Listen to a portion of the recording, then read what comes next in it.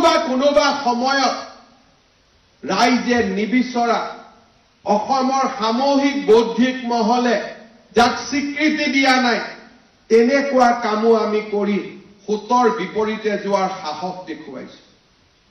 আজি আমাৰ ৰাজ্যখনত যেতিয়া CAৰ আন্দোলন আৰম্ভ হৈছিল অসমৰ একাংশ বৌদ্ধিক মহল যি জাতিটোক প্ৰতিনিধিত্ব কৰে তেওঁলোকে কৈছিল লাখ লাখ বিদেশী অসমলৈ সোমাই আহিব, চাহ বাগিচাবোৰ লৈ ল'ব, খেল পথাৰ লৈ ল'ব, গাঁও লৈ ল'ব, গোটেই অসমখনত বিদেশীৰ প্ৰয়োভৰ হ'ব।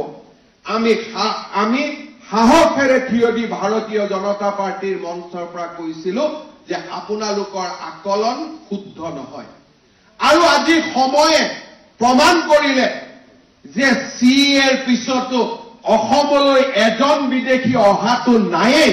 প্ৰতিদিনে যোন বিদেশী আহিব খোজে তাকো আমি কি ধৰণে প্ৰতিদিনে তেওঁলোকৰ দেশলৈ উভতাই পঠাইছো।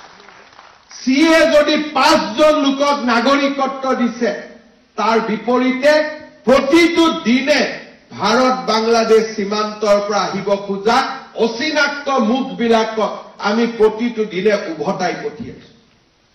আজি 5 জন নাগৰিকত্বৰ কাৰণে 5 জন যুৱকে নিজৰ প্ৰাণ বলিদান দিলে।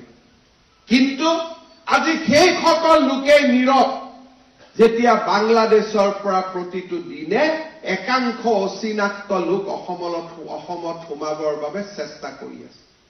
সেই অচিনাক্ত লোকসকলক ৰোধ কৰিবলৈ চৰকাৰে প্ৰচেষ্টা চলাইছে, কিন্তু সেই প্ৰচেষ্টাৰ প্ৰতি অকণমানো সমৰ্থন জনাই তেওঁলোকৰ ফেচবুকত এটা শব্দও আমি দেখা নাপাওঁ। কাৰণ প্ৰথম দিনাৰ পৰাই তেওঁলোকৰ উদ্দেশ্য স্পষ্ট নাছিল। তেওঁলোকে এইখন অসম বিচৰাই নাছিল। তেওঁলোকে এনে এখন অসম বিচাৰিছিল যে নিউয়ৰ্ক টাইমছত লিখক অসমত ভয়াৱহ আন্দোলন হৈছে। তেওঁলোকে এনেকুৱা অসম বিচাৰিছিল যে নিউয়ৰ্ক টাইমছত লিখক যে অসমত আজি 50 জন লোকৰ বোমা বিস্ফোৰণত মৃত্যু হ'ল। তেওঁলোকে আশাই কৰা নাছিল যে 3টা বছৰৰ ভিতৰতে অসম পৰিৱৰ্তন হ'ব। চৰাইদেউ মৈদামৰ কথা নিউয়ৰ্ক টাইমছে লিখিব, বৰদোৱা থানৰ কথা নিউয়ৰ্ক টাইমছে লিখিব, মহাপুৰুষ শ্ৰীমন্ত শংকৰদেৱ কামাখ্যাৰ কথা নিউয়ৰ্ক টাইমছে লিখিব, কাজিৰঙাৰ কথা নিউয়ৰ্ক টাইমছে লিখিব। তেওঁলোকে চিন্তাই কৰিব পৰা নাছিল যে প্ৰতি বছৰে 60টাকৈ গড় হত্যা হোৱা সেই কাজিৰঙাৰ পৰা এটাও গড় হত্যা হোৱাৰ বাতৰি নোলাব।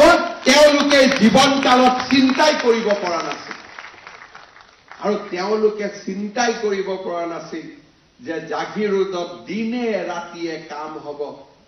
ভাৰতবৰ্ষৰ ছেমি কণ্ডাক্টৰ আন্দোলনৰ আৰম্ভণি অসমৰ এখন সৰু চহৰ জাগিৰোডৰ পৰা আৰম্ভ হ'ব।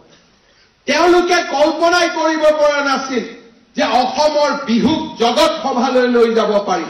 তেওঁলোকে কল্পনাই কৰিব পৰা নাছিল যে অসমীয়া ভাষায়ো ধ্ৰুপদী ভাষাৰ মৰ্যাদা পাব পাৰে। তেওঁলোকে কল্পনাই কৰিব পৰা নাছিল যে বৰাক উপত্যকাটো লাচিত বৰফুকনৰ প্ৰতিমূৰ্তি স্থাপন হ'ব পাৰে। তেওঁলোকে কল্পনাই কৰিব পৰা নাছিল যে অসমৰ প্ৰতিটো অনুষ্ঠান মোৰ আপোনাৰ দেশেদি আৰম্ভ হ'ব পাৰে। আমি তেওঁলোকে কল্পনা কৰিব নোৱাৰা আৰু তেওঁলোকে ভাবিব নোৱাৰা এখন অসম, আমি যিখন অসম মোৰ আশাৰ সপোন, যিখন অসম আমাৰ আশাৰ অসম, সেইখন অসমৰ বাবে আমি দ্ৰুত গতিত ধাৱমান হ'ব পাৰিম।